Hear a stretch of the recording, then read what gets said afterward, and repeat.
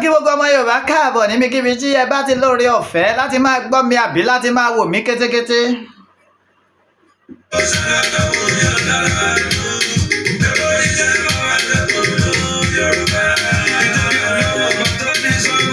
Adémọ́lá ọmọ mi alẹ́lẹ̀ mi ń jẹ́ máa lémi lọ́mọ Ìbàdàn lé Olúyọ̀lé ìlú Ògúnmọ́lá olódògbò kẹrí lójú ogun ọgbọ́n ṣòkòtò kẹ̀mbẹ̀rẹ̀ bí ìjà èmi lọ máa gbọ́ kẹ́kẹ́ ogun mọ́sà ó máa gbẹ́yọ̀ yàmọ́yà ẹ̀yin Ọ̀yọ́ ẹ lọ rèé béèrè Ọpẹ́ Àgbé kìí ṣe jagunjagun abẹ́ Ọ̀yọ́ níbi ó ti wá kó tó débàdàn ẹ wo ẹ gbọ́ wìrìwìrì lónìí mò ń bọ̀.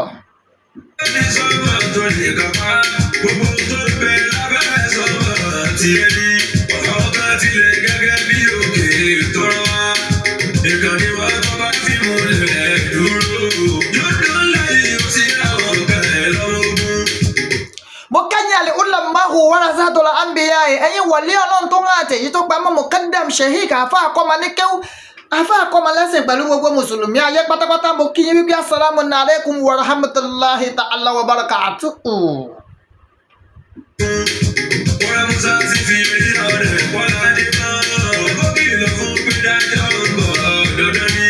Mo kẹ́yìn ìyá mi bàbá mi ẹ̀gbọ́n mi àbúrò mi nínú ẹ̀sìn kìrìsìtẹ́nì rẹ́fúrẹ́ǹdì bíṣọ̀pù nínú ìjọ àgùdà ìjọ mímọ́ ìjọ onírìbọmi kérúbù and sẹ́ráfù celestial pẹ̀lú gbogbo kìrìsìtẹ́nì ayé pátápátá wípé àlàáfíà Ọlọ́run kó máa bẹ pẹ̀lú yín àti gbogbo òdílé yín pátápátá.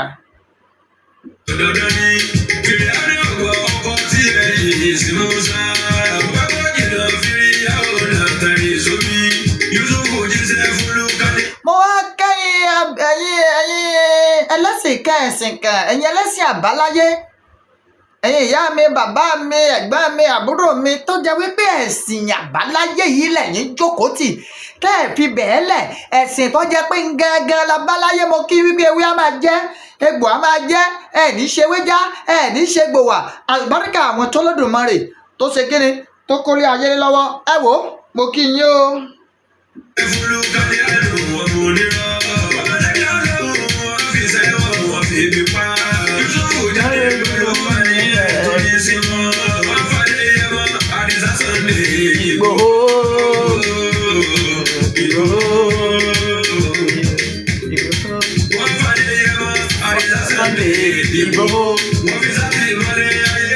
Mo kẹ́yìn ìyá mi abiyamọ bàjágbà ọ̀rọ̀gbọ́rọ̀ ẹ̀yin tẹ́ ẹ dúró tọmọtọmọ yìí fi ṣubú ẹ̀yin tẹ́ ẹ dúró tọmọtọmọ yìí fi rẹ̀ dànù àdún mẹ́ta báyìí ládùn ẹ̀yin ìyá mi ọ̀kan fọ̀ ọ̀kan nù ẹ̀ fọ̀ kan ṣoré kiri èyí tẹ́ fi ń ṣoré kiri ẹ fi ṣáwọ́ ọmọ Yorùbá ẹ fi ṣe wá lórí owó ẹ fi ṣe wá lórí ọlá ẹ fi ṣe wá lórí àìkú tí ṣe bá lé ọ̀rọ̀ tó rẹ́yìn làgbà gbanigbani mo wá ṣèbà orí tó kú tí ò ní ná mo ṣèbà ọjà tó kú tí ò lérò mo wá ṣèbà oko tó pọ̀ jaburata tí ò nírúgbìn ẹ̀yin àgbà gbanigbani ẹ wo mo ṣèbà yín o.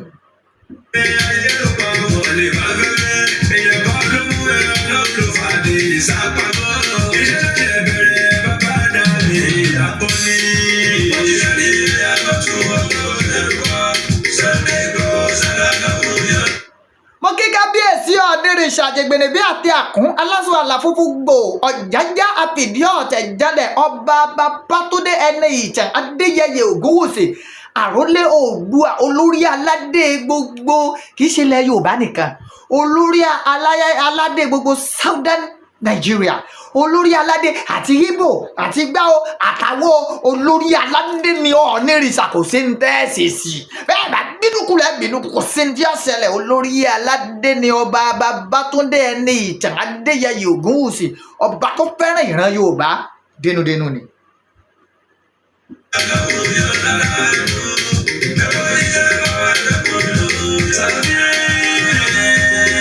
Mo kí Aláàfin Ọ̀yọ́ ọba Abímbọ́lá Akeem Ọ̀wọ́adé ní fọ́ọ̀sì ẹlẹ́wọ́ ètù ọmọ ikú tí kú ọ̀gbọ́dọ̀ pa ọmọ àrùn táwọn ọ̀gbọ́dọ̀ sí ọmọ àdábálé ọmọ àfòmọ́ òde ikú tí pọmọ tíya rẹ̀ búsákùn àti sọmọ tíya rẹ̀ yọ sẹ̀sẹ̀ àràmọ́kà tí dútòjò tẹ̀rùn kìnìún òkè akẹsàn mo kí yín o.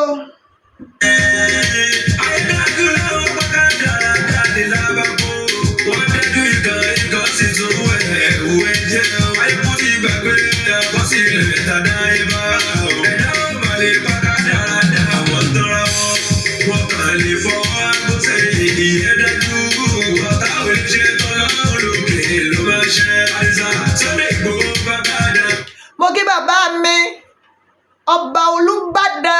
Ìbàdàn tí ò sí tó lè yẹ ọba Senator Rasheed Adéwọ̀lú Ládọjà Àkànmú Olúbàdàn ilẹ̀ Ìbàdàn, the history breaker, a former senator, a former governor, now a king in the ancient city of Ibadan, the largest city in the whole of West Africa. Làwọn kan wá lánú gbàgà bí ilẹ̀kùn Abógundé náà ní baálẹ̀ là ń jẹ, bọ́ bá ṣe pé baálẹ̀ lẹ́ ń jẹ, ẹ wo ẹ gbọ́ pọnrípọnrin lónìí, ẹ ti tọ́ka lérù mọ́lẹ̀, ó sì dandan kẹrí jà ọ̀ka.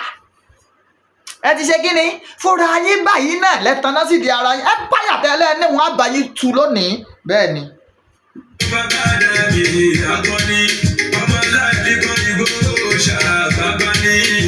Bàbá mi ọba Rasheed Adéwọ̀lú Ládọjà His Imperial Majesty, ìgbà yóò tù wá lálẹ́ Ìbàdàn. Mo mọ̀ pé yìí ò ní gbára dandan kéèyàn kọ́ máa pera rẹ̀ ní tí ọ̀jẹ́, kéèyàn máa control local government mẹ́ta kọ́ máa fi wẹ́n tí control mọ́kànlá èéṣe ó jura wọn lọ.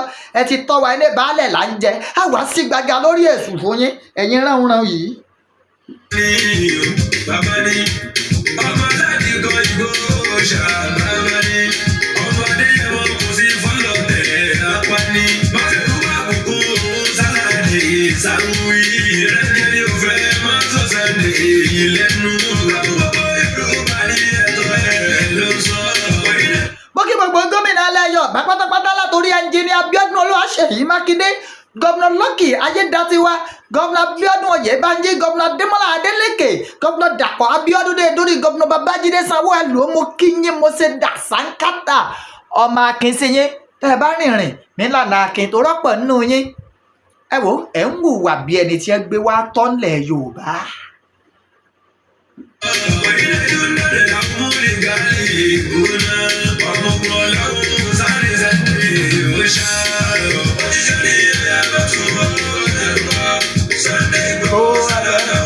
Sunday lọ́lọ́run.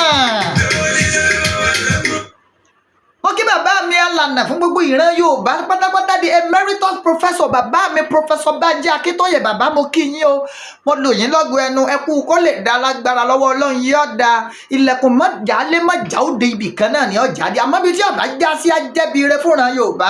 Àlùbáríkà àwọn tó lódùmarè tó kólé ayélé lọ́wọ́, mo wá kéjì ká tí ọjà sọ bọ́ lọ́rùn ẹni.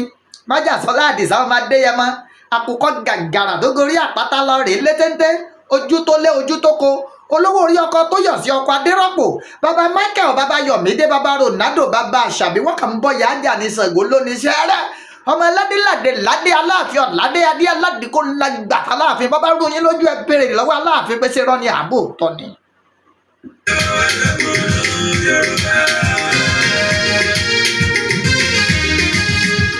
Ọ̀pọ̀lọpọ̀ ní òye nípa aládìíkó tí ọ̀pọ̀lọpọ̀ fi ń sọ kàtàkàtà ní ìgboro ẹnu. Ẹ wo ẹ ti tọ́ka nírù mọ́lẹ̀ gẹ́gẹ́ bí mo ṣe sọ.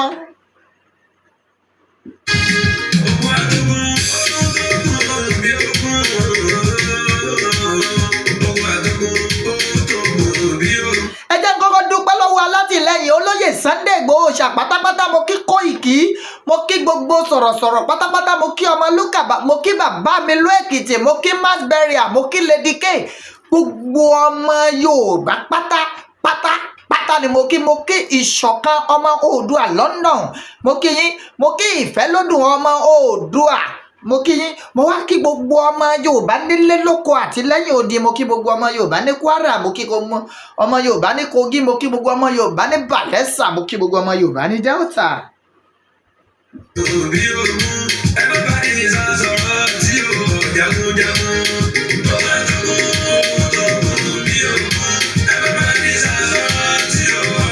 Ẹ jẹ́ mọ́sálá ìkí wọn Ààrẹ Ọ̀nà Kakanfò ilẹ̀ Yorùbá.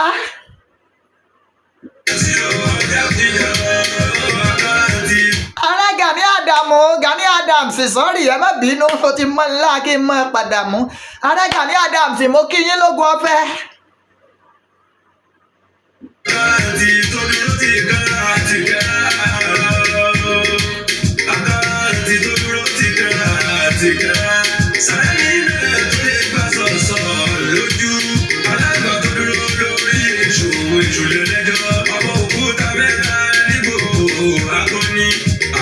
Sọ pé kí n ṣe yẹ bọ́ra ní ẹ̀bára kọ́ àkàndáwà ní abara ní. Ẹ wo ọ̀rọ̀ kan ń jà ríbíríbí ọ̀rọ̀ kan ń jà títátítá, ọ̀rọ̀ kan ń jà lórí ayélujára léyìí tó sì ti mú káwọn ọmọ Ọ̀yọ́ kọlù mí tí mo sì fẹ́ farabalẹ̀ ṣí gbàgàdà lórí èṣù bẹ́ẹ̀ fẹ́ bẹ́ẹ̀ kọ̀. Ilẹ̀ Oòduà Ilé Ifẹ̀ ní gbogbo wa ti ṣẹ̀ wá, bẹ́ẹ̀ sì fẹ́ bẹ́ẹ̀ kọ̀. Ọ̀nìrìṣà ọba Babátúndé ẹni ìtàn Adéyẹyè Ògúnwùsì ń lọ lórí aládé gbogbo Yorùbá àti gbogbo Southerners pátápátá. Ìyábára ní iṣẹ́ ọwọ́ ẹ̀dínwó ohun tó bọ̀ ta ò lè sọ́tọ̀. Ẹ bá pé Sunday sunkún tí ó lọ títí. Ẹ bá pé gbowó sí bí ọ̀tẹ̀ kò ní jẹ́. Ní àbẹ́ta sáré Sunday jagunjagun. Ọba tókun ohun tó kùn bí òkun. Ẹ bá bá ní sàrọ̀ tí ó jagunjagun bá lé. Ẹ wo màá máa tún parapáàrí ọ̀rọ̀ ǹbá tí máa sọ̀rọ̀ yìí ǹbá tí máa fọhùn but àwọn ọ̀rọ̀ kan wá ń lọ lórí ayélujára tí ọ̀pọ̀lọpọ̀ àwọn ọmọ Ọ̀yọ́ tí wọ́n bẹ̀rẹ̀ sí ní yọ ṣàkàtù ètè sólóyè Sunday Igboho Òòṣà. ìkan wá ń sọ fún mi lónìí, ó nígbà mo sọ̀rọ̀ olómiyalé ṣèbí baálẹ̀ ni wọ́n jẹ́ ńlẹ̀ Ìbàdàn, Aláàfin Ọ̀yọ́ ló ní ẹ máa dádé ẹyin àwájà àmọ́ ẹ gbọ́ wíríwíri ọ̀rọ̀. sólóyè Sunday Igboho gbọ́ Aláàfin Ọ̀yọ́ ni ẹ máa gbọ́, ẹ máa wò mí, ẹ wò àní dààmú bẹ́ẹ̀ ṣe ń wò mí, ẹ máa ṣíà ẹ̀ ẹjọ́ máa lọ fáfáfáfáfá torí ọ̀rọ̀ jábọ́, ọ̀rọ̀ jábọ́ o, ọ̀rọ̀ ṣe kíni yọ jábọ́. àwọn nǹkan tá a ti rò táwa dé pamọ́ tá a ní ẹjẹ́ àjọ máa fìfẹ́ ṣe é, ẹ fi àfìfẹ́ ṣe é. kí lẹ̀ṣẹ̀ Ọ̀nìrìṣà, kí lẹ̀ṣẹ̀ olóyè Sunday Igboho Òòṣà tó fi wá dẹni tẹ́ ń ṣọ́ lóhùn? èṣe ẹ lọ rí stop ẹ. ìgbà tí n bá yànnàná ọ̀rọ̀ yìí lẹ́yìn ọmọ Yorùbá tó wá rí wípé kì í ṣe pé oríkì yẹn gangan ní ń dùn àwọn Ọ̀yọ́, ó ní ti ń dùn wọ́n sì fẹ́ ká sí gbàgà lórí ìtàn ní ọ̀pọ̀ yín ọ̀mọ̀ tàn àlọ́ àpamọ̀ tẹ́ ń pa fún wa. ẹ lọ rí stop ẹ. century tá a wà yìí, this is modern age time. àsìkò tí gbogbo wa ń lo kọ̀ǹpútà láwàá kì í ṣe àsìkò tí dáradára tó kólẹ̀ Yorùbá tó ẹ̀pá jẹ́lẹ̀ rẹ̀ ń lò. ẹ gbàgbé ẹ̀, àwọn ọmọ ogun wo gánà tí ń jàjà jẹ́lẹ̀ kì í ṣe àwọn ogun Ìbàdàn ni. mò ń bọ̀ ń èdè ọ̀fẹ́ jẹ́ kẹ́ ẹ mọ̀ ní ọ̀pọ̀ èèyàn ọmọ aládìíkún ẹ sì mọ̀ ta la aládìíkún, ta ni aládìíkún, ta ni aládìíkún?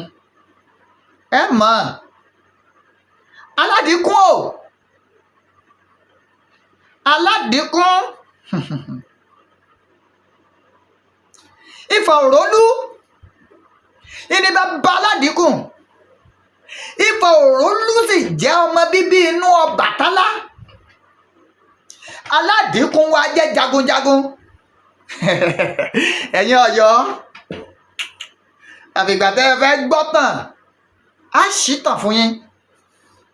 ẹ gbọ́ Ifọ̀ Òrólú ìní bàbá tó bí aládìíkún. Ifọ̀ Òrólú wa jẹ́ ọmọ bíbí inú Ọbàtálá. torí ẹ bẹ̀rẹ̀ sí ní wí kàtàn nígbà tó lóyè Sunday Igboho Òòṣà tó koríki ara wọn. ẹ lọ sí Ifọ̀ Òrólú, oríkì yìí náà ni wọ́n ń kì wọ́n. ẹ lọ bẹ́ẹ̀ gbogbo ọmọ tó bá ti jẹ́ ọmọ Ifọ̀ Òrólú oríkì ni wọ́n ń kì wọ́n ládé Aláàfin Ọ̀ládé adé aládìíkún lágbà fáláàfin. kí ni ń ta yín la,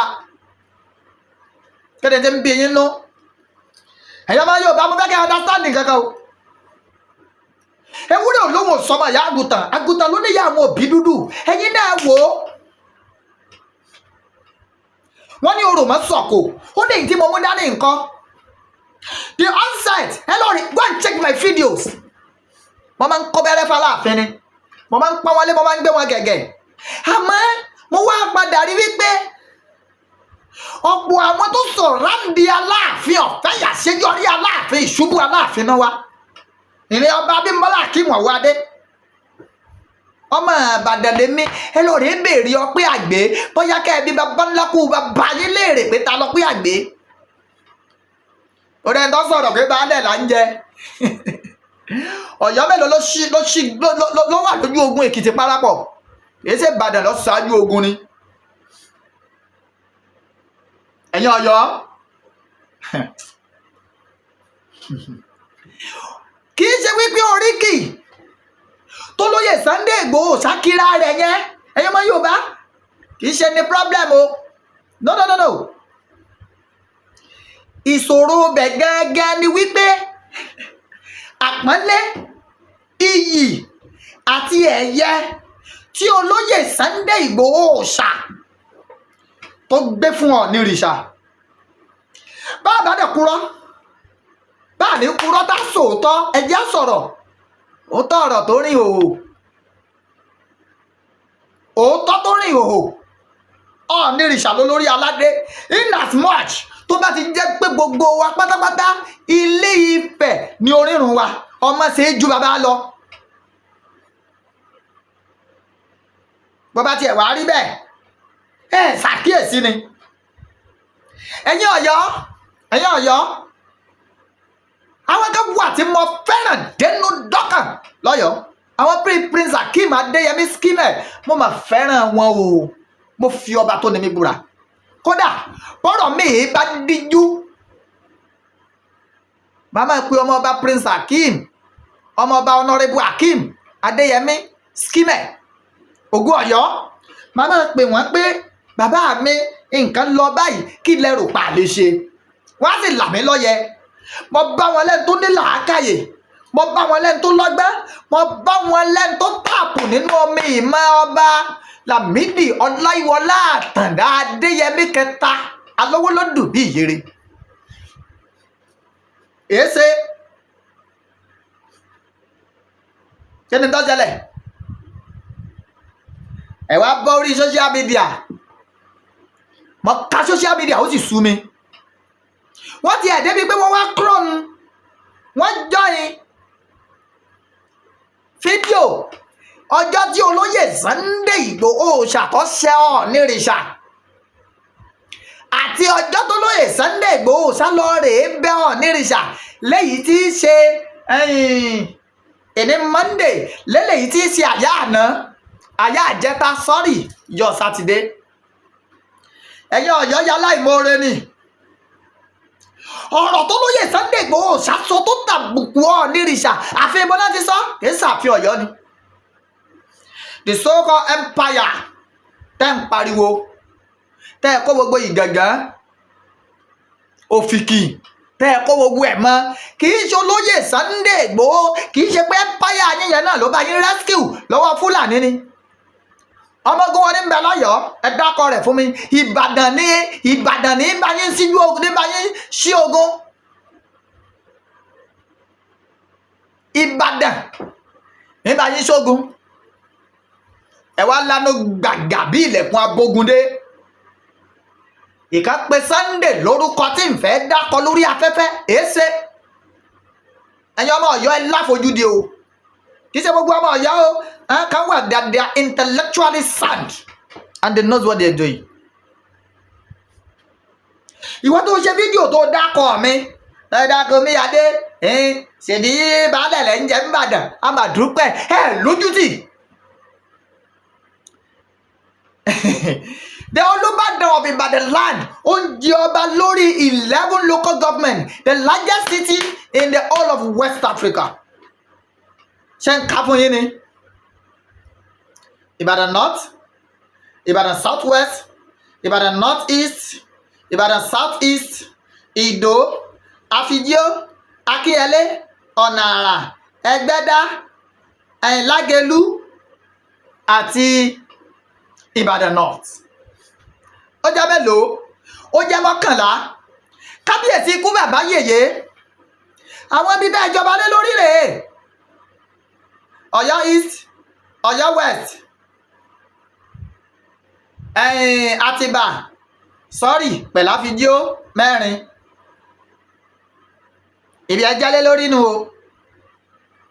You are not comparing it. Ẹni baálẹ̀ là ń jẹ bá a ṣe ń jẹ baálẹ̀ tó bá bá lákù bá bá yín là ṣe. And mind you, there is a new dawn in the Oyo State Traditional Council. Bàbá mi Senator Rasheed Adéwọ̀ládọjà, don't forget he is a former senator, he is a former governor. Òfin wo la fẹ́ gbé wá? Ẹ máa tanra yín. Níbo lolóyè Sunday Igboho Òòṣà ló ti bú Aláàfin? Ó ló ń lọmọ ládé Aláàfin ọ̀ládé adé aládìkú ńlá gbàfà láàfin. Ẹ wá lọ rèé béèrè ìtàn yẹn rí bẹ́ẹ̀ àbí ò rí bẹ́ẹ̀? Wọ́n máa ń kí ẹ bẹ́ẹ̀ àbí wèé kí ẹ bẹ́ẹ̀? Kẹ́ ẹ tó bọ́ tàbí èrùn, kẹ́ ẹ tó máa wí rán dáńgbòrò ẹnu, ayẹngà yín láyé. Tá a bá bẹ̀rù ajá kì í sajá là ń bẹ̀rù olówó ajá ni. Àwọn sì máa ń sọ wí wà láìtàlẹ̀ tó o bá bá Ìbàdàn jagun ẹnu ó lose. Tá a bá ní àjọ dálẹ̀ sórí pápá pọ̀rípọ̀kú yín ò tó bẹ́ẹ̀. Bọ́lá ọ̀nà tí mo respect bó dẹ̀ bẹ̀ wọ́n ẹ má bínú, ọmọ ọ̀sán ní kó gbóngbó báyẹn. Ọmọ ọ̀sán àwọn tó tọ́ mi iná jẹ́ ń wo ewu lórí tí ẹ jẹ́ ń wọ̀ wúwo ká jẹ́ ń má bọ́tà tìkára. Oore ni Ìgbòho ṣe yín náà. Èébú tọ́lọ́yè Sunday Igboho Òòṣà tó bú ọ̀nìrìṣà kì í sàfin yín náà ni. Nígbà tá a wá ṣàbẹ̀wò sí bàbá mi ikú bàbá yèyé that's year 2021 ẹ kẹ́ pọ́gẹ́ lálẹ́ ni. Àwọn tí ń ṣe zoom pẹ̀lú bàbá mi ọmọ pé wọ́n record and they posted it. Ìgbà yẹn inú yín ń dùn ní náà ẹ̀ ń hẹ́lì Ìgbòho ẹ̀yin ìka apanilẹ́kúnjayé. Ẹ jẹ́ ń bi yín léèrè ẹ̀ ń pariwo ẹ̀yin lẹ́ni Yorùbá àti bó. Bàbá tèmi Ọpẹ́ Àgbé ni Ọ̀yọ́ lọ́pẹ́ Àgbé ti wá. Yorùbá wo lẹ́ni? Àwọn orí òkè àwọn ará òkè Ọya ló fún alóòkọ tí ń ṣe yínmírín ló di Yorùbá. Níbo ya ló ti jẹ́ ti yín? Tó bá ya èdè yín ga wò lọ́yọ̀ọ́ a máa ṣe pọ́ lọ geere ní. Èdè tí ń kọ́lẹ̀ ẹ sọ fúlẹ́ǹdì bí mo ṣe ń sọ yìí. Ẹ sọ fúlẹ́ǹdì mo ṣe ń sọ yìí. Ìgbòho Òòṣà yín o and ìrìwé eré láyé. Olóyè Sunday Igboho Òòṣà tó wá jáde wípé bàbá àwọn kábíyèsí ọba Francis Olúwọlé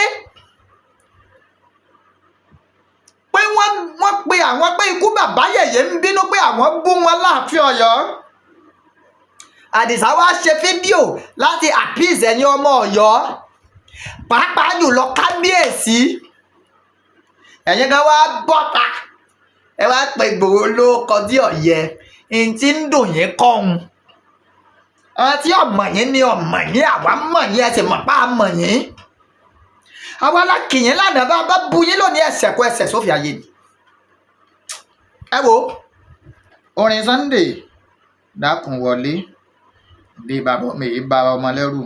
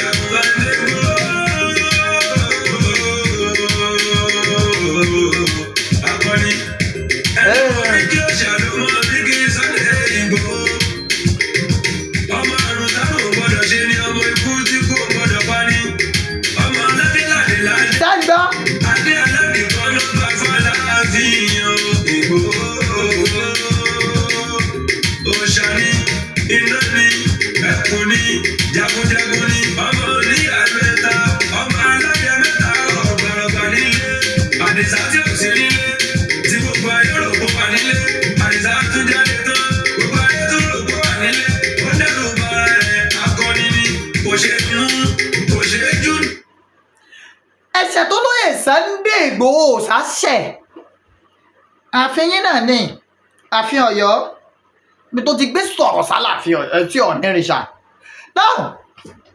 Ẹ̀yin Ọ̀yọ́ ìgbà tá a wá sí Ọ̀yọ́ ọba ẹgbẹ́ yẹn lọ bá àkọ́kọ́ tó lóyè Sunday Igboho ṣàkọ́kọ́ ṣàbẹ̀wò sí ẹjọ́ nítorí Ọlọ́run nígbà Igboho fẹ́ wà fún yẹn mọ̀ ní ó pa kámẹ́rà ni tẹ́yìn bọ́ bá ṣe pé lóòótọ́ ẹ tó gbangba sùn lọ́yẹ́ tẹ́ ẹ dára yín lójú èé ṣe tẹ́ ẹ ní ó pa kámẹ́rà ìtẹ́ bá Igboho sọ ọmọ Yorùbá ọ̀mọ́dò ni bọ́tò lẹ́ ń ṣe ni bó sì ní kò sẹ́ni ọmọ àwọn àdọ̀rọ̀ bàbá ẹjẹ́ àgbà pé èèyàn ní bàbá méjì 2 adopted fathers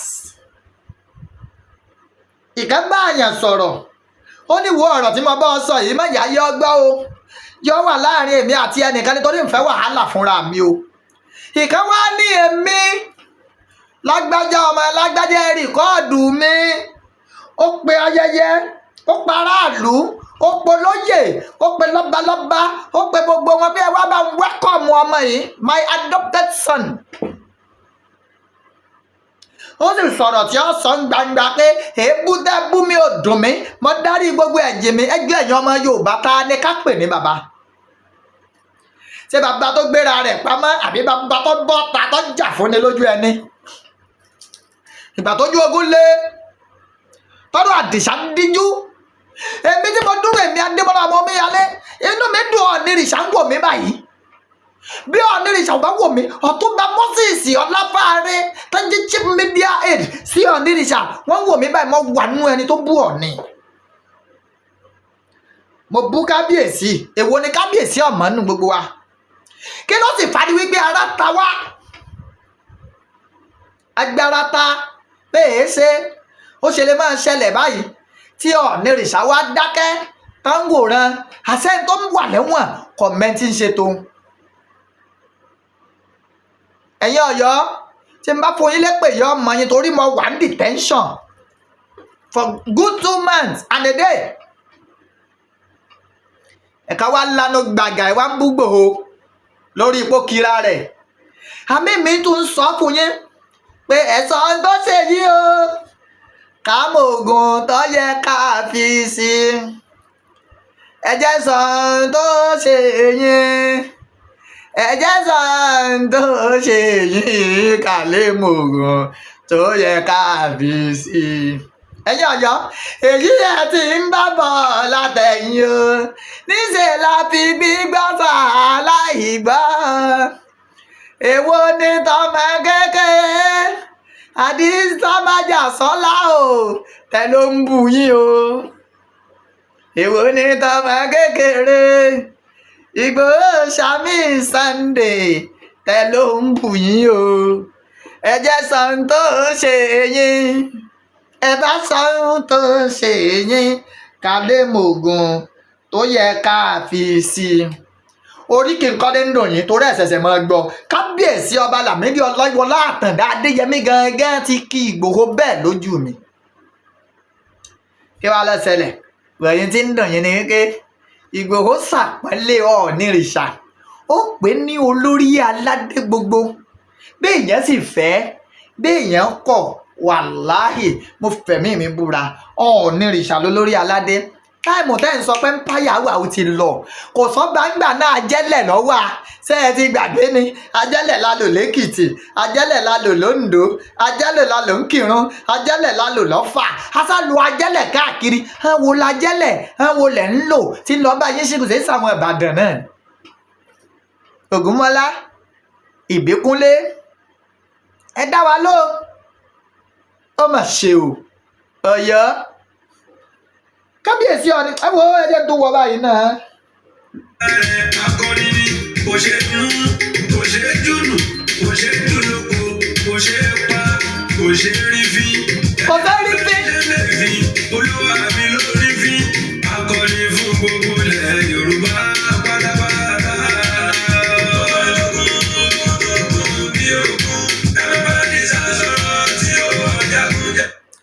ìgbà tí Ọ̀nìrìṣà àrólé Oòduà Àjìgbìnìbí àti Àkún aláṣẹ ọ̀là fúnfún gbò jájá àfìdí ọ̀tẹ̀ jẹlẹ̀ ìgbà tí wọ́n jẹ níbi ọdún bíi mélòó kan sẹ́yìn wọ́n mọ̀ wípé ẹni àràbà ní bàbá ẹni abábálábà ní bàbá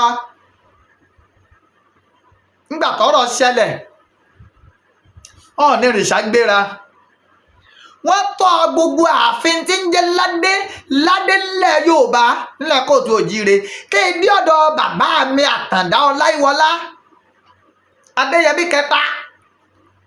Bàbá sì fa Ọ̀ọ̀nìrìṣà mọ́ra gẹ́gẹ́ bíi kíni, gẹ́gẹ́ bíi pé káàbọ̀ àpèrè bàbá mi ló jókòó sí. Àìmọye ìgbà go and check drum festival l'Abẹ́òkúta níbi tí Ọ̀ọ̀nìrìṣà wà, bá mi Àtàndá Ọláyíwọlá wà ń bẹ̀, bá mi Àtàndá lọ sọ̀rọ̀. Ọ̀ọ̀nìrìṣà ó gbé ọ̀pá wọn rọra dúró sẹ́yìn bàbá mi Àtàndá. Ọba Akeem Abímbọ́lá Òwòadé, we had respect, we don't use money to buy it. Lábẹ́ bó tilẹ̀ wù kó rí ẹ máa yọ ọdún tán ní ti lò kẹ́yìn tó bọ́ sórí àpèrè Aláàfin ni. Èéṣe ẹ̀yìn lóṣù mẹ́rin wọ́n sì ti dá oríṣiríṣi nǹkan sí yín lọ́rùn táwa ò sì nígbàgbọ́ bó yẹ kó rí bẹ́ẹ̀.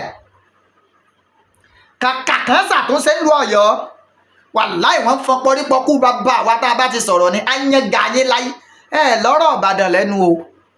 Ẹ̀yin lẹ ní àjẹbá, ẹ̀yin lẹ lẹ́gbẹ̀mọ̀sí ọjọba, ẹ̀yin kan máa dádé baálẹ̀ lọ ń jẹ ọ̀dà tẹ́ ẹ bá tó bẹ́ẹ̀ ẹ pàṣẹ látòdì Ọ̀yọ́ wá Ìbàdàn, tẹ́ ẹ bá tó bẹ́ẹ̀ ẹ pàṣẹ látòdì Ọ̀yọ́ lọ Ògbómọ̀ṣọ́, tẹ́ ẹ bá tó bẹ́ẹ̀ ẹ pàṣẹ látòdì Ọ̀yọ́ lọ Òṣogbo, tẹ́ ẹ bá tó bẹ́ẹ̀ ẹ pàṣẹ látòdì Ọ̀yọ́ lọ Ẹdẹ. That means nǹkan ti yí padà. Kùránì gangan ó ní ẹ wá ìmọ̀, kódà kì í ṣe China wọ́n mọ̀ pé òòsàn ń bọ́ ń bẹ̀ àbánábí ọmọ ni, àmọ́ ní àwámọ̀ lọ́bẹ̀ torí wọ́n nímọ̀, lẹ́yìn tó túmọ̀ sí pé gbogbo òtàn àlọ́ àpamọ̀ tẹ́ǹsọ́ọ̀kì gbogbo rẹ̀ ń bẹnu dustbin. Adémọ́lá ọmọ omíyalé lèmi ń jẹ́ ọmọ bíbí inú Ọpẹ́ Àgbé, ọmọ Ọpẹ́ Àgbé. Bá mi jagun dáadáa. Inú mi sọ fẹ́ni tó ṣe fídíò lónìí tó táìpù ẹ̀ pé baálẹ̀ ní Ìbàdàn ń jẹ kẹ́ní kan pé ọba má ṣe gbága lórí èṣù.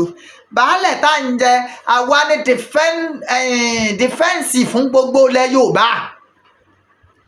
Gbogbo ogun tó bá fẹ́ talé anywhere Ìbàdàn ní kojú rẹ̀. Èwo nínú yín lọ́lọ́mọ ogun? Ogun Èkìtì parapọ̀ wá sọ ọmọ ogun yín tẹ kó bẹ̀. Ebi ò sì wá mọ̀ bẹ́ẹ̀ ṣe sọ̀rọ̀ Ọ̀yọ́ tẹ́ yọ ti Ìgbòho sáyé o àbílù Ìgbòho, Ọ̀yọ́ Ìgbòho, Ọ̀yọ́ kèlò lẹ́wà yìí, Ọ̀yọ́ lé, Ọ̀yọ́ kóró, Ọ̀yọ́ Ìgbòho, Ọ̀yọ́ ìlú kèlò lẹ́wà yìí. Ẹ̀tàn ẹ̀gbọ́n yín gan ọmọ tàn bí wọ́n bá ti ra àwọ̀ èèfà àbú tí wọ́n gbé eléyìí lọ́wọ́ ẹ̀wà máa ṣe fẹ́ngá kí ilẹ̀. Ẹ̀yọ́ bá yóò bá Ìgbòho Ọ̀ṣáláàfin anywhere, I'm saying it boldly. Ìgbòho Ọ̀ṣáláàfin náà mo ló ti ṣẹ́ oríkì ara rẹ̀ lókè, he was elogizing himself. Àmọ́ mo fẹ́ kẹ́ ẹ mọ̀ pé n tó bí Ọ̀yọ́ nínú ni wípé Ìgbòho pé Ọ̀ọ̀nìrìṣà lólórí aládé. Ẹ̀yin náà wá wò ẹ wò yàtọ̀ láàrin méjèèjì. Ọ̀ọ̀nìrìṣà jẹ́ ọba Ilé Ifẹ̀, now ó ṣe empowerment l'Óṣogbo, ó ṣe empowerment tí n bá mean empowerment kì í ṣe pé gbá freezer léèyàn lọ o, ó ṣe empowerment l'Oǹdó, ó ṣe t'Èkìtì, ó ṣe ti t'Abẹ́òkúta àti t'Èkó ń lọ lọ́wọ́lọ́wọ́. Ó ń kọ́lé iṣẹ́ káàkiri Ọ̀jájá companies. Bẹ́ẹ̀ Ọ̀ọ̀nì ran àwọn ọ̀dọ́ lọ́wọ́ lọ́nà tí ò tiẹ̀ wá sórí ayélujára wá parí lórí ọba ṣe empowerment inú ẹ̀yin ọba pé gbogbo mídíà àgbálá ayé lórí pé ẹ fẹ́ fáwọn èèyàn ní fíkofíko. Ọ̀ọ̀nì ò rí bẹ́ẹ̀. Bàbá yìí wá fún ìfẹ́ ohun ìṣọ̀kan ilẹ̀ Yorùbá. Èyí ṣe tẹ́ ẹ wá ń dìtẹ̀ rẹ̀, èyí ṣe tẹ́ ẹ fi òrí mú mi. Kí ni tó ṣẹlẹ̀? Ẹ̀yin Ọ̀yọ́ ẹ lọ rèé ṣàgbéjẹ́mọ́wọ́, ṣe orírun mi wà kẹ́yìn ti wá ni. Dandan ni ẹjá bí Yorùbá lẹ̀ fọ́ Ọ̀yọ́ ọbó sáyẹn láti Yorùbá ní ẹ̀yin lọ́sọ wá Yorùbá ẹ máa múra yín múgùn. Yorùbá yín gan ó ní kọ́má, àwọn Yorùbá ti ń gálọ́pù. Yorùbá lèmi ń sọ yìí, níta fi ń kọ wàhẹ́ẹ̀kì ni mò ń sọ yìí. Ifẹ̀ lórí irun gbogbo wa. Ọba Ilé Ifẹ̀ ni olórí aládé gbogbo. Àsí lásìkò ogun ọ̀rọ̀ àti fi ní joyè àfi ní joyè fẹ́ sọ di bàbàrà bàbá àtìá ẹnjìnìà Dọ̀tun Sànúsí aláàánú mẹ̀kúnnù tí ẹ fún ní ọ̀kan lọ́mọ Oòduà kì í ṣe ọ̀kan lọ́mọ Yorùbá ọ̀kan lọ́mọ Oòduà ju ọ̀kan lọ́mọ Yorùbá lọ so you can go to hell. Èmi ti ẹ̀rù after 48 hours. Ìgbà tí mo ṣe fídíò tí mo ṣe ń jọ ní tí mo fi ń ṣe àwọn akẹ́kẹ́ orí bàbá Àdìsá ọmọdé ẹ̀ máa ń pè mí ní mọ́lá ọba mọ́ sọ̀rọ̀ kíní kan àwo kan àmọ́ wá yà mí lẹ́nu ẹni ó gbèjì ayé náà wọ́n kó fún wọ́n kó bá Àdìsá dẹ́gbẹ́ jẹ́ ayé ní gbè àfihàn ló ti sọ̀rọ̀ sọ̀rọ̀ ni tọ́ọ̀ ní bá yọ̀dájú ìkà bí ẹ̀yin ni ṣé yọ̀dáríjì Sunday yọ̀dáríjì Ìgbòho ọ̀pọ̀ ọ̀rọ̀ làwọn ọmọ ọ̀yọ́ sọ ọ́ ìkànnì ẹni tí ò tí ì rí ètò ààbò ní ilé rẹ̀ tó lóun ó gba ètò ààbò ilẹ̀ Yorùbá ẹjọ́ nítorí Ọlọ́run ìdúró olóyè Sunday Ìgbòho ṣàlásán sí ò lé Fúlàní dànù ọ̀yá ẹ̀yin Ọ̀yọ́ empire ẹ̀dá ọkọ̀ bí empire yín kù sí mọ́ lẹ́sìn ẹ̀yọ̀ pé ibi báyìí lẹ́mpire kù sí kò sí Ọọ̀ni àti Sultan of Sokoto àwọn lápẹ̀ ní co-chairman Nigeria Traditional Council. Ọọ̀ni wá jẹ́ chairman Southern Nigeria Traditional Council lẹ́yìn tó túmọ̀ ilẹ̀ Igbo ilẹ̀ Yorùbá àti àwọn Delta and Co.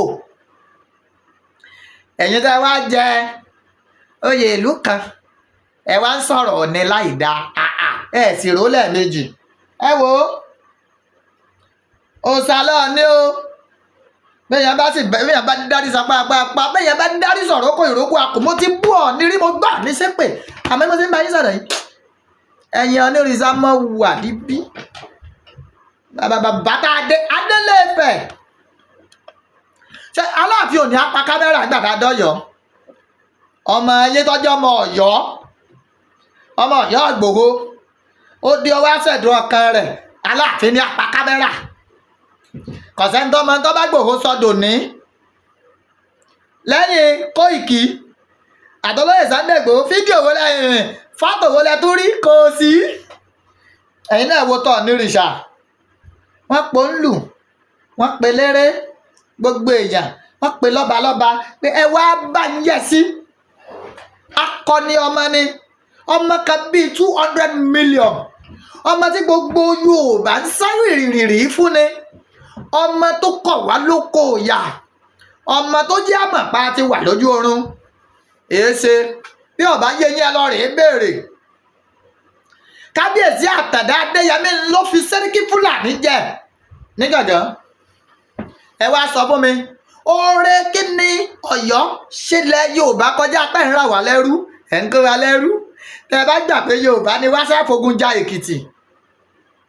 ẹ dáhùn gbogbo ibi tá ń kílèmù ṣèbí Kwara wà lára ẹ̀ńpáyà yín kí ló dé dẹ̀ tí ì rí gbà lọ́wọ́ àwọn tó gbà lọ́wọ́ yín ẹ rí gbà sódìgbà gbogbo wa bá fi lùlẹ̀ fún yín kò sì ṣeé ṣe ẹ̀yà máa jẹ́ Ọ̀yọ́ Aláàfin ni àwa ó máa jó ọkọ tá à ń jẹ á sì máa gbé oríyìn fún Odùduwà.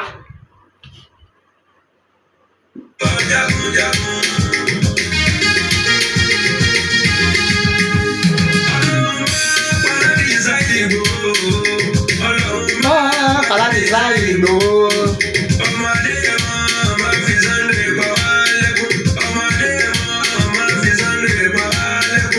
Ọlọ́run máa pa Àdìsá Ìgbòho. Ọlọ́run máa pa Àdìsá Ìgbòho. Sunday pa wá lẹ́kùn. Ọlọ́run máa lẹ́kùn.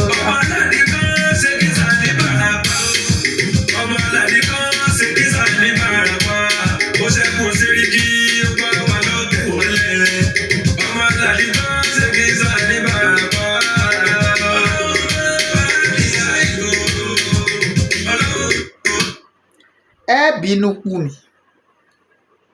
ẹ gbọ́ ẹ lọ fọ̀ tẹ́lẹ̀ ìgbà tá a fún Moshood Kashimawo Abíọ́lá láàrin ọ̀nà kakanfò lọ́yọ̀ọ́ tí Ìbàdàn fún ní Báṣọ̀run èwo ní ń lò léyìí tó túmọ̀ sí pé wọ́n mọ̀ pé oyè yín ọ̀kọjá Ọ̀yọ́ ilé dáre rí èyí dàbí jẹ máyégún àtayédèrò àbáyé kí lẹ́mi jẹ kí ni rìsọ́ọ̀tì ẹ dáhùn. Ìgbà tẹ́ ẹ fa Gani Adams jẹ́ àárí ọ̀nà ìyẹn kẹ́jẹ̀ tó wá sọ̀rọ̀ tó bí mi nínú rẹ̀ o ó ní ẹ láti jẹ́ wọ́n ti fàárí ọ̀nà ìgbà tí fi Gani jàre ọ̀nà Kakanfò nínú ti ń bí Ìgbòho ẹjọ́ fún kínni. Ìgbà tá a bẹ̀rẹ̀ struggle Yorùbá nation alọ́rẹ̀ ṣàbẹ̀wò sí Gani Adams náà tí ó kí wá ni Ìgbòho sì máa ń ṣàpọ́nlé Gani Adams lọ́jọ́kọ́jọ́ kí gbogbo àwọn ọ̀rọ̀ voice note tí fídíò recording call recording tí Gani ti ń gbàgbòho jẹ́ kó tó di tọrọ fúkálí. ẹ jẹ́ ẹ̀yin Ọ̀yọ́ Ààrẹ Ọ̀nà Kakanfò yín ogún jàrán Yorùbá ẹni ó pàṣẹ lẹ́yìn tó túmọ̀ sí wípé gbogbo ọba ti ní domain tiẹ̀ Àtaọjà ń pàṣẹ l'Òṣogbo Tìmì Ẹdẹ ń pàṣẹ l'Ẹdẹ Àṣẹ̀yìn ńlọmọ tí ń ṣẹlẹ̀ ń Ṣẹ̀yìn Ọ̀kẹ̀rẹ̀ ìlú Ṣakí ńlọmọ tí ń ṣẹlẹ̀ ń bẹ̀ Àwùjalẹ̀ ló ní Ìjẹ̀bú Aláké ló ní gbogbo ìlú Ẹ̀gbá Olúbàdàn ilẹ̀ Ìbàdàn lọ́mọdé ń ṣẹlẹ̀ ń Bàdàn sẹ́mọ̀ kí gbogbo ìgbàdàn ilẹ̀ lẹ́ńpáyà ẹ̀nẹ́gàkà ẹ̀láyẹ̀ká Òjó Dúdú. Mo sọ yìí mo dúró náà torí àsọyù ọ̀rọ̀ ní díjà alẹ̀ àmẹ́yìn tí mo sọ yìí ẹ̀yin náà ẹ bú Ìgbòho tàbí Ìgbòho ṣaláàfin no stop that. Ìgbòho ṣaláàfin o ní tó dùn yín gangan ni wípé Ìgbòho pé bàbá mi Ọ̀nìrìṣà lórí aládé ó sì kápọ́nlé tó dáa ó kó fún ẹyẹ wọn abìyín lérè ṣerú àpọ́nlé tẹ̀yìn fún alọ́yọ̀ náà fún wa nífẹ̀ẹ́ ẹ dáhùn àbẹ́ ẹ̀ wo fídíò yẹn ẹ jọ fídíò tọ̀yọ́ dà bàbá mi Olúgbọ́n sọ̀rọ̀ ìbá rí fídíò ẹ jọ tọ̀yọ́ dà o níbi Ìgbòho ti wá ẹyọba Yorùbá security ilẹ̀ Yorùbá ọ̀dọ̀wọ́ wa o the only safest place ní gbogbo Nàìjíríà náà nílẹ̀ Yorùbá torí akitiyan báadẹ ń sàrí yes akitiyan wa ìní mo wá rọ̀ yín mo bẹ̀ yín mo falálẹ̀ Oòduà mo fọ Ọ̀nìrìṣà lámọ̀ fi bára wa sọ̀rọ̀ ní mo fi bàbá mi Ọ̀nìrìṣà mo fi bẹ̀ gbogbo yín ẹ jọ̀ọ́ àwọn Àgbẹ̀kọ̀yà yẹn ẹ bá ń kún wọn lọ́wọ́ 09036 37 16 43 just message me on WhatsApp 09036 37 16 43 tàbí kẹ́ẹ̀kulẹ̀ wo àkáǹtì 0269 20 9994 Wema Bank 0269 20 9994 Wema Bank yes èmi gáàsì rèé gbogbo ògbìyàn ẹni gbẹ́gbà mọ́ lọ léèfẹ̀ mú òbèrè kọ́bọ̀ lọ́wọ́ anybody torí bójú a máa ti èmi àti bèrè owó torí mo makitiyan ìran Yorùbá tá a ti sà lórí struggle yìí àmọ́ bá a ní àtọrọ ni wá a lè lu jìbìtì a lè lọ́ni lọ́wọ́ gbà àfi ká máa bẹ̀yìn ẹ dákun ẹ kún mi lọ́wọ́ lábẹ́ bó ti lè wù kó rí 9036 37 16 43 9036 37 16 43 OP kí ni mo pè é OP ẹ mẹ́sẹ̀jì mi lórí WhatsApp ẹ pè mí àwọn nílé Ifẹ̀ live and direct yes ẹ lè bọ̀já ẹ lè bèrè lọ́wọ́ ọ̀gá mi Ọláyọmí Kóìkí ẹ bèrè lọ́wọ́ bàbá mi ìlú Èkìtì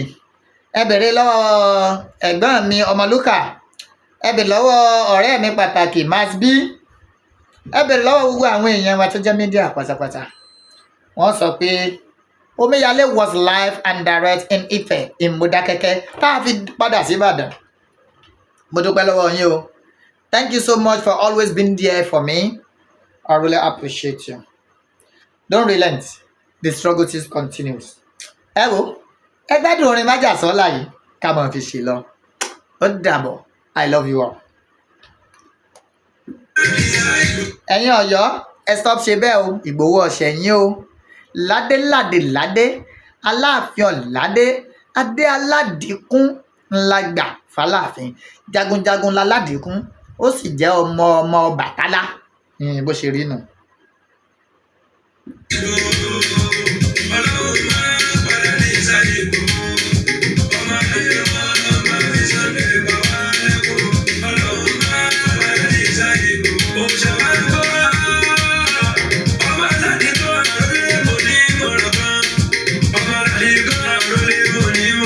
Ọ̀yà ijó.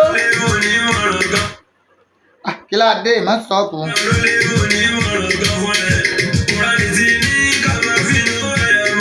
Bẹ́ẹ̀ ni o.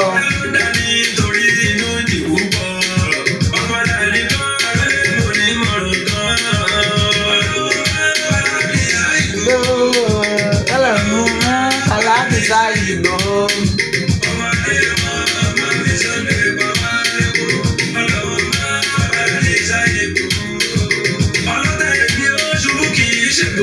Wàláì, ẹ ń fẹ́ kí Sunday ó ṣubú ni ó ṣubú tọmọtọmọ.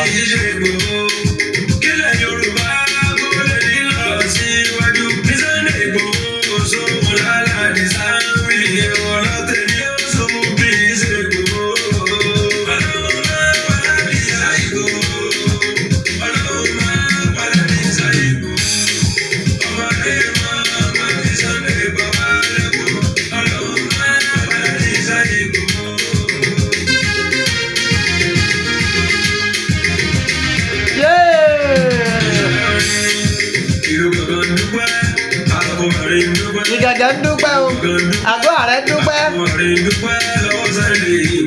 Wàláì, àgọ́ ààrẹ dúpẹ́. Kábíyèsí dúpẹ́. Kábíyèsí dúpẹ́ lọ́wọ́ Sunday Igboho. Iṣẹ́ takuntakun tí Sunday ṣe lórí ìlú wa. Ìlú gbọ̀ngàn dúpẹ́. Àgọ́ ààrẹ dúpẹ́ lọ́wọ́ Sunday Igboho. Àwọn Fúlàní pàtàkì wọ́n gbé wọn tùbú. Empire àwọn náà nù. Gbogbo Ìbàràpá ni wọ́n mọ rírì rẹ̀ ó ṣeun. Lọ́balọ́ba ìlú agbára àwọn jòyè ó ní wọ́n sì kàn sára sí Sunday Igboho. Àfi Sunday pa ìlú gbọ̀ngàn dúpẹ́.